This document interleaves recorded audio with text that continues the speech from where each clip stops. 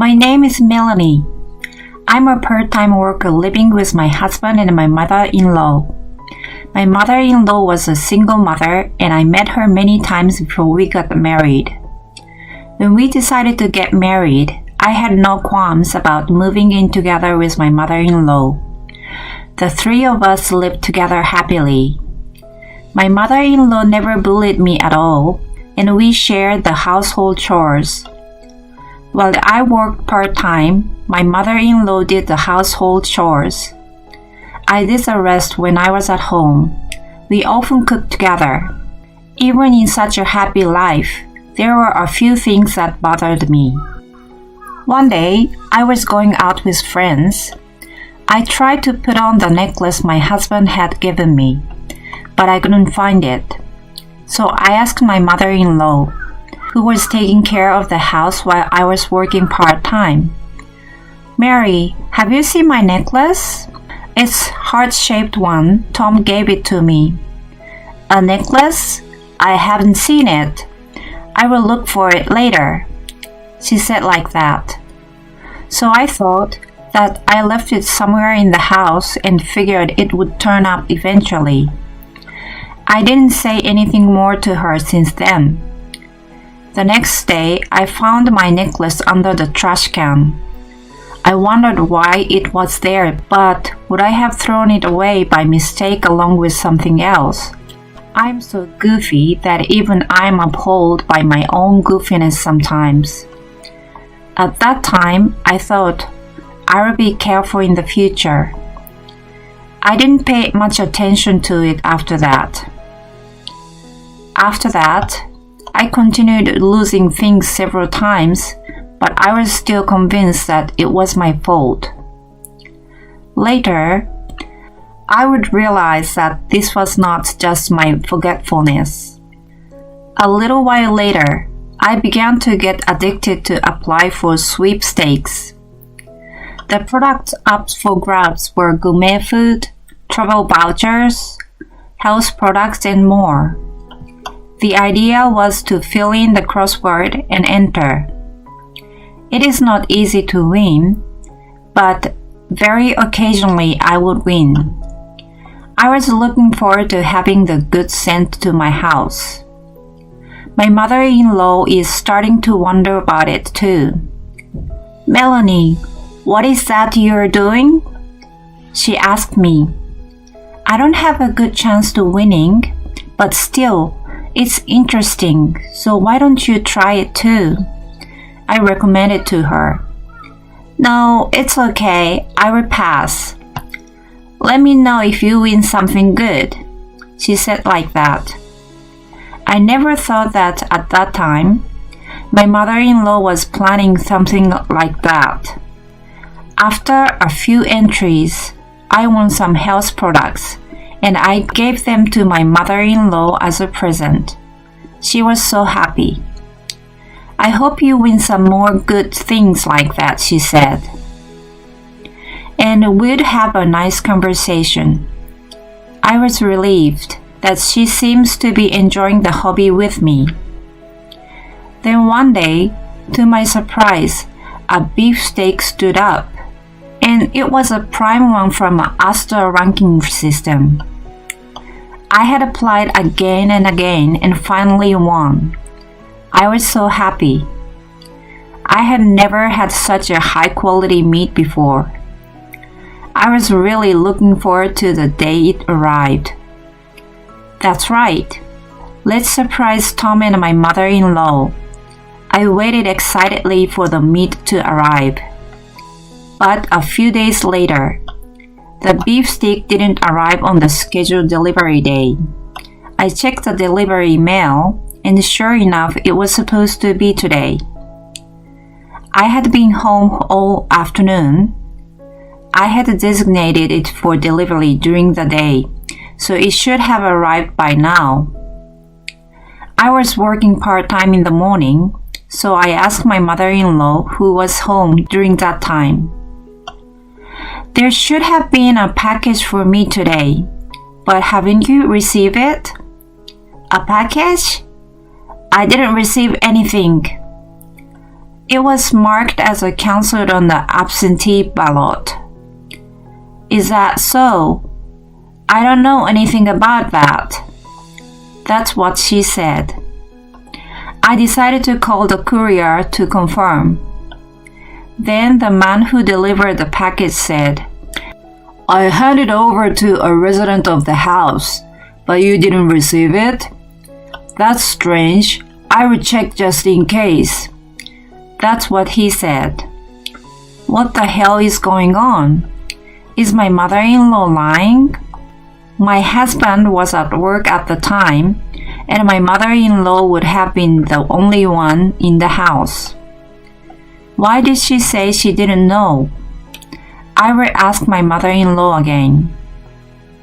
I just checked with the delivery company. They said they gave it to a resident of the house. Are you sure you don't know? You keep pestering me. I told you I don't know. She said it like she was fed up with me. I couldn't help it. Okay, I will talk to Tom about it. My mother-in-law suddenly became impatient. Don't bother telling Tom. He's busy with work, and you're making him worry unnecessarily. Oh, but... Now, this conversation is over. I didn't know why she was talking that way. I mean, it's too suspicious. You really don't know, do you? You're persistent. If you talk about this again, I will kick you out of the house. I had a hunch. So as a last resort, I decided to talk to the police. They often have a wanted list, which says, like, if you get a hint, call 911. I was impressed this is that hint they were talking about. Besides, I didn't want to be stopped again by my mother-in-law, so I called the police while my mother-in-law was away. I explained the situation, and they said there was a good chance that my mother-in-law had stolen it. I asked them to come to my house. The day after the consultation, the police arrived at our house. My mother-in-law was not at home, so I asked them to wait for a while. I'm home. There was a police car out in front of our house. I wonder what's going on. It's so scary.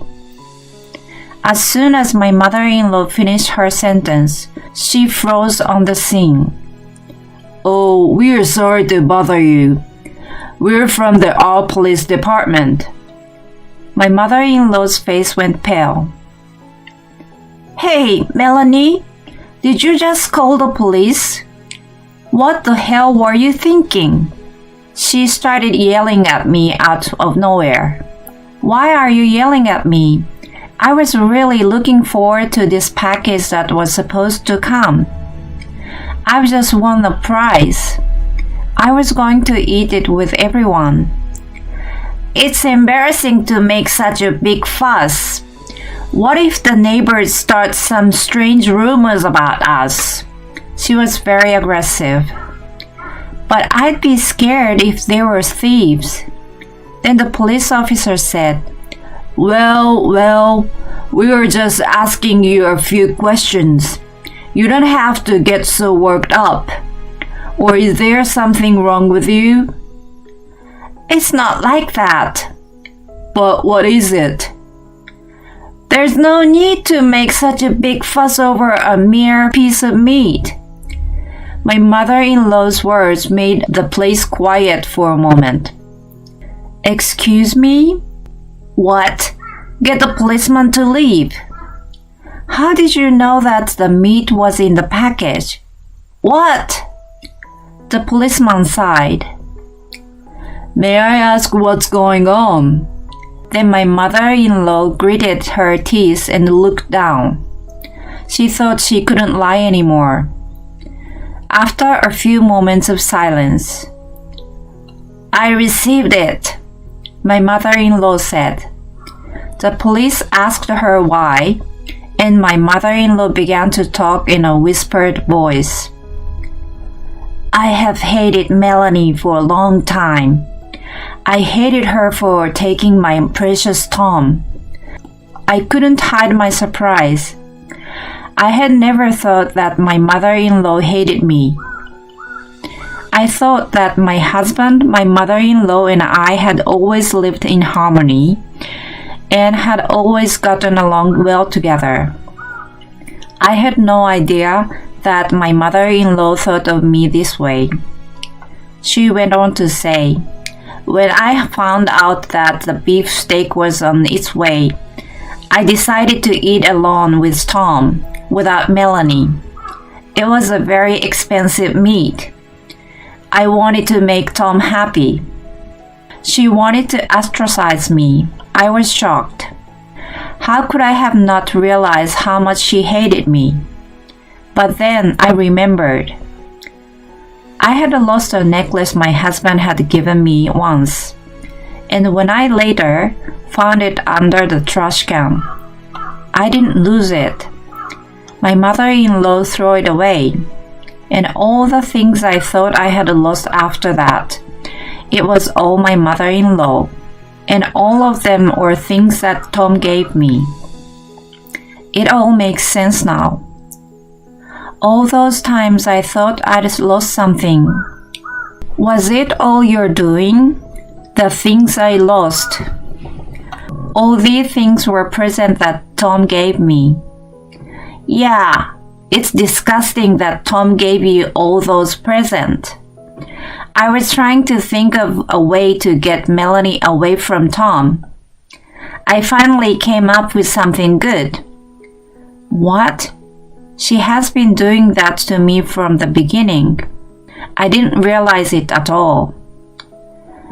I guess I was the only one who thought we were getting along until now. I thought the officers might be taken aback, but they both looked at my mother-in-law with serious expression on their faces. Then one of the officers said, "May I have a word? I'm just checking. You didn't steal anything else than things that belonged to your daughter-in-law, did you?"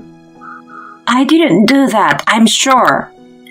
"Are you sure? It's not good to hide things."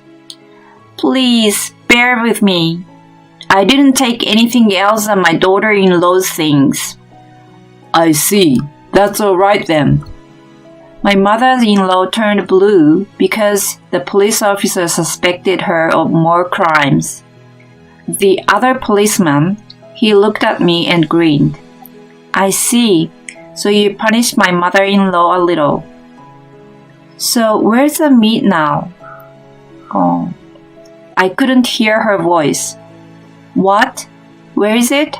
I asked back. "I ate it. It's gone." "You ate it?" "I think it weighed about 10 pounds. I thought I was just tasting it, but it was so good I couldn't resist.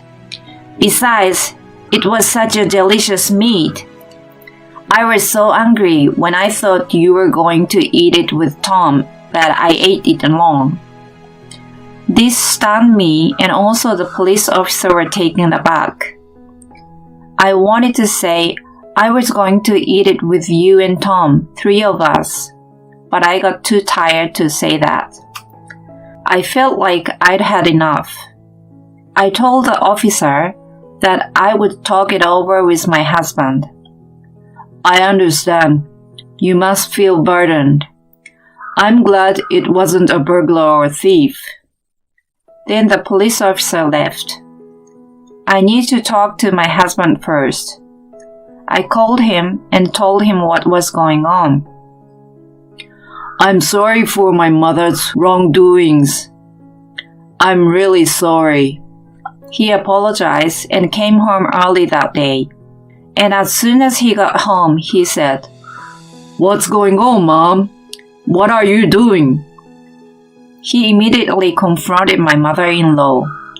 My mother-in-law was half crying. "No, listen, Tom. No, this is..." She tried to make excuses, but my husband won't even listen. What excuse are you trying to make? Do you even know what you have done? I mean, you even had the police come to the house. Guess that means you wouldn't have confessed your crime unless Melanie called the police. I calmed my husband down for once. We were now alone in the house, just the three of us, and silence fell. At last, the feeling of anticipation was gone, and only a gloomy feeling remained. I broke the silence. You didn't love me at all, right? I loved you, and I was very happy that you treated me so well. I'm so sorry that this happened. Mom, did you do this because you didn't like Melanie? Why? The three of us have been getting along so well together, haven't we? My mother-in-law answered with a depressed look on her face. I have raised Tom all by myself.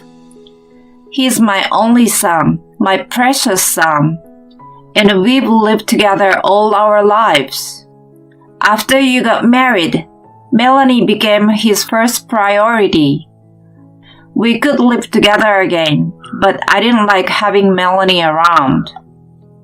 I've harassed her a few times now, but she never even noticed. I didn't like it either. How selfish. I was too dumbfounded to say anything. I looked at my husband, who was equally disgusted as me. What are you talking about? That doesn't mean you can throw away or steal Melanie's things. Besides, you should be thankful you escaped arrest. Yes, I told my husband about the necklace earlier.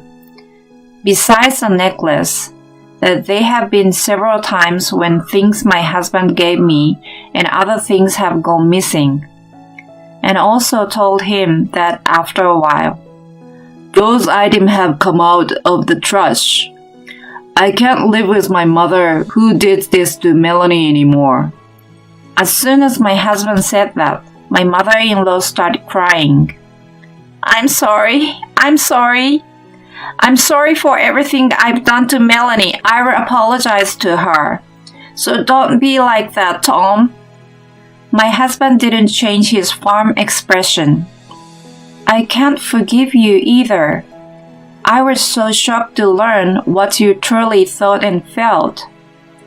I understand your feeling for Tom, but I don't think it's right to do something like that. Melanie feels like that, and we will leave this house. And Mom, you will pay for the meat. My mother-in-law broke down crying at those words. Sometime later, we found a new house to live in. We moved out.